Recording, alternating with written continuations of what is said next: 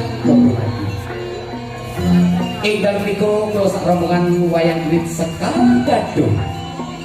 Pimpinan Kilurah Minto Darsono saking Tlatah Pakis Rejo, Rejo Tangan Tulung Agung. Ing dalem niku tinibalan masyarakat Bangun Rejo. Kagungan kersa iki menika bersih bisa. Mugi-mugi sabibaripun ringgit wajucal sedalun atas. Desa Bangun Rejo pinaringan desa ingkang ayu tentrem, guyub rukun, subur makmur, mulya lan tinata. Amin amin ya rabbal alamin. Kados padatan saderipun ringgit wajucal monggo sarang-sarang hampir sari campur sari Sekar Gadung Indonesia.